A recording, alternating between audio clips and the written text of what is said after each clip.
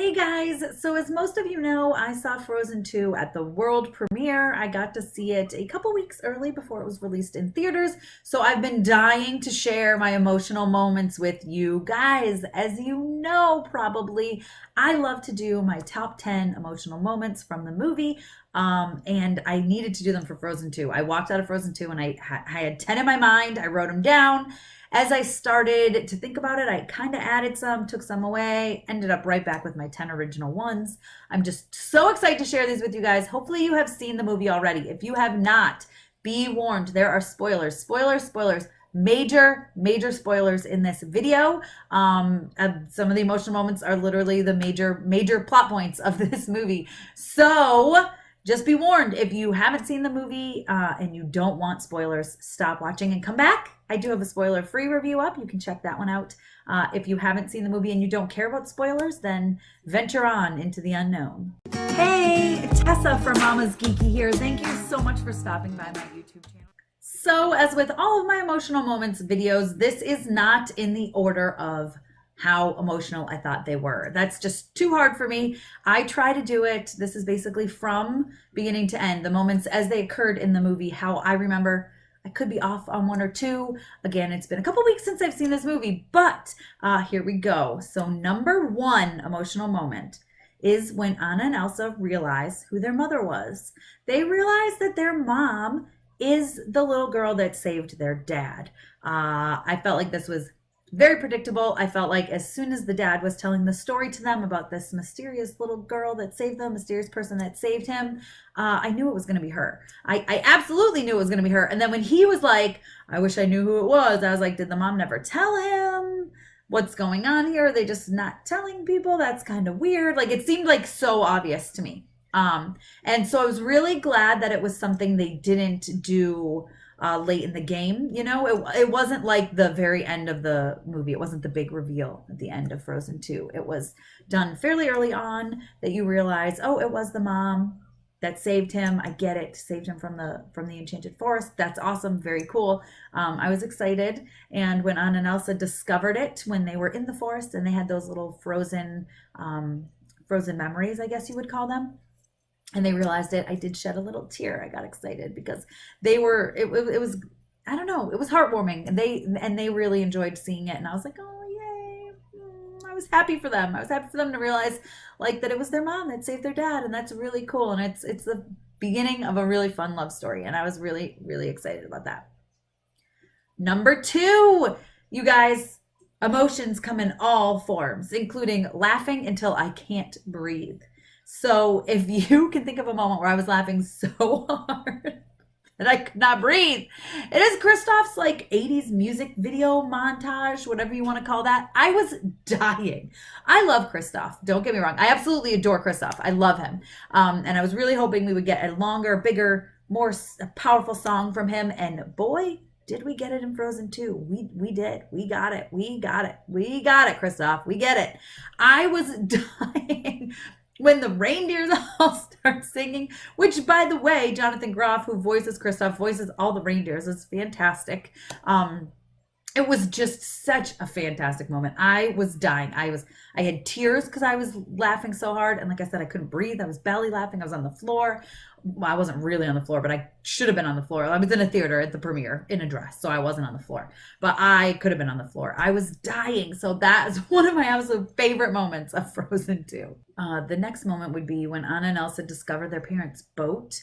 And so they're going back and they're going through those frozen memories, which is the best way to call them, I guess. And they see their parents in the boat, and they kind of see the last few moments of their lives, and they realize that they actually went on this journey. They left to help Elsa find, you know, more of the origin of her magic, figure out more of her magic and more of Elsa's powers.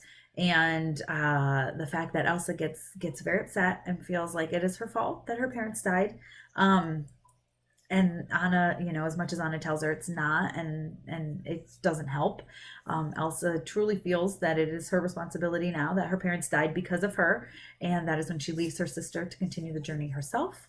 That part, I was sad to see them separating. I was sad to see them seeing their parents' last moments. I was sad to see Elsa feeling this heavy, heavy burden of that it was her fault. She's always felt off, right? She's always felt like she doesn't belong where she's been, and to have this on top of that is not good for her, and that was a pretty emotional moment for me. Well, Elsa is continuing on in her journey. She discovers that it was her grandfather who betrayed the Northundra. That's hard to say. The tribe, the indigenous people of the forest. I will say that. She realized that it was her grandfather who struck first. The tribe leader did not even have a weapon. He did it because he's scared, right? He also did it because he felt like scared, meaning scared of these other people. They're not him. So yeah, why would I? He seemed like he didn't care about these people. They weren't Arendelle citizens. So, who cares about them? Maybe scared a little bit of them, of their magic, right? Scared of what they might do to them. And so, yeah, he cut his head off. I mean, he killed him. That was crazy. And we don't actually see that happen, but obviously that's what happened. And for Elsa to realize it is I think she realized like, oh, like it was our fault, and she immediately felt like she needed to make up for it, which I love. But that part was pretty emotional for her to realize that, yeah, it was her grandfather's fault. And that they've been fighting all this time, right? The guards, the Arendelle guards, and the tribe, I can't say the name, Northundra tribe, we're fighting all this time, and it was your fault, it was your fault, it was your fault. We'll never know. And now Elsa has discovered the truth, and yeah, it kind of sucks. And then Elsa goes a little too far. There's that song her mother sang to her that warned her, don't go too far. You might drown. And she went too far anyways, and just wanting to know the truth, I guess, and just kept going and going, and she ends up freezing solid. However, she does get a message out to her sister via the water, via her powers. So it does get out to Anna, but it seems like it is a little too late for Elsa, and she freezes, and that part really so Anna and Elsa remind me a lot of my daughters. They're very much the same. My oldest daughter is very much an Elsa. My youngest daughter is very much an Anna. So to see Elsa break away from her sister and have her sister still trying so hard to get to her, trying so hard and just not succeeding, trying at finding her. And then when she's not there to stop Elsa from going too far, which she said she would be there before. She said, I will be there to stop you from going too far. And she wasn't, because Elsa left her. And then Elsa freezes. It was hard. It was hard to watch, especially because Anna felt it, and she knew. She knew Elsa had gone too far, and she knew Elsa was lost. Which brings me to my next emotional moment, which is when Olaf flurries away. He disappears. With Elsa's powers gone, with her being frozen, I promised myself I would not cry. With Elsa's powers being gone and being frozen, Olaf doesn't have the power to live anymore. He doesn't have the power to be an alive snowman. And as Anna is holding him, after she realizes that her sister is gone, she's like, Elsa's gone, and she realizes that, and then Olaf starts to disappear. He flurries away, and he's talking to her like, it's okay, and oh my God, and she's just holding him, and he's just like dying. It's basically like your friend or your child even just dying in your arms. It was awful. My children are just going to be a mess when they see that part, and I am not looking forward to it. I know my daughter, my youngest one, is just going to cry and cry and cry. But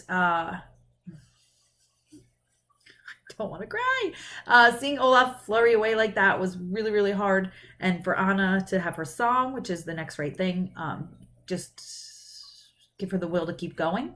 It was pretty intense. So that is my next emotional moment, is Anna saving the day. I was so happy to see her. Like I felt her pain. You know, she pushed through the pain. She lost her sister, she lost her friend. Who knows what's going on with Kristoff? Like, she's all alone basically, like she was in the first beginning of the first Frozen. And but she knows, since Elsa sent her that message, she knows what her family did. She knows they were in the wrong, and she knew she had to make it right. So she knew that she had to bust down the dam. And even if it was maybe going to flood Arendelle, you know, I mean, the elements, the elemental spirits, whatever you want to call them, had all that stuff happen in Arendelle so that everyone from Arendelle would leave. So Arendelle was empty. It was not going to kill people. It was not going to kill her people. And she knew, okay, then I just need to, if this floods Arendelle. This is the right thing to do. We need to make amends, which I thought was pretty awesome. And again, a pretty powerful message. So, yeah. So when she's running off to save the day, she's got the giant earth giants following her. She gets them to throw rocks at the dam and break it. And in doing so, frees Elsa, which was pretty amazing. I mean, I kind of knew it was going to happen. I was like, they're not going to kill Elsa. But I was still excited to see her come back, hop on her water knock, which I thought was just absolutely beautiful. Watch her ride to completely save the day, freeze the water in front of Arendelle to save Arendelle. So now they have made amends, but they've also been rewarded with getting to keep Arendelle. So that was a pretty awesome moment. And I was feeling a lot of emotions during that time, but I loved it. And then next would be one of my favorite lines, my absolute favorite quote from the movie is when Elsa looks at Anna and says, "Do you want to build a snowman?" It's a great callback to the first Frozen. And oh my gosh, I just love that they got to have Olaf back. And this whole time Olaf has been talking about how water has memory. And you're like, okay, whatever you say, silly little snowman, I guess it does. And that's why they can see all these frozen memories. And then they get their Olaf back, and thank goodness that water has memory, because Elsa is able to create Olaf and he remembers everything. He has his own memories. He is Olaf. He is not like Olaf 2.0. He is Olaf, and I was so excited to see him come back and overjoyed, and so I absolutely love that part. The next part would be when Kristoff finally proposes, because first of all, it's been like 6 years since the first movie, dude. Like, you guys have been together for way too long. You need to put a ring on it. And I'm glad he finally did. He's been trying the whole movie, just totally messing up, putting his foot in his mouth, saying all the wrong things. And he finally gets to propose. And of course, Anna accepts. And I loved that moment. And I was already crying because of the whole thing with Elsa. And then she was coming back and we had Olaf. So I was like, oh my gosh, this is just too much. It was a lot of emotions. And that brings me to my final emotional moment, which is when Anna becomes queen and Elsa gets to be free. So Elsa, like I said before, she's always felt like she doesn't belong. She's felt like she's got all these powers and she's going day by day, but she's not happy. She's not happy at all. And now she gets to be free. She gets to be in the forest. She gets to be with the Northumbria tribe. And she also gets to just learn about her powers and explore her powers and do all that. And she still gets to hang out with her sister every once in a while, gets to go play charades with her. And Anna gets to become queen. And it's something that Anna never wanted. That wasn't something she strived for, but she's perfect at it. She cares about her people. And I was excited to see that. I was excited to see that they are separated. Sure, the sisters are separated, but they're not. They're together, and they can easily visit each other. And they both are thriving in their own environments. And so I loved that. Frozen 2 is in theaters now. Be sure to check it out. Hopefully you've already seen it, or else now you know the entire plot, but it's still worth seeing. The music is incredible. The music is absolutely amazing.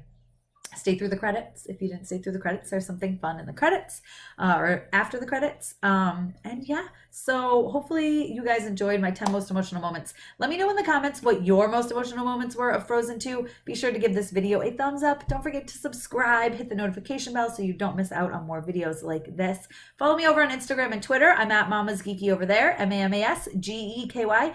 And thanks for taking the time to watch this, guys. Bye.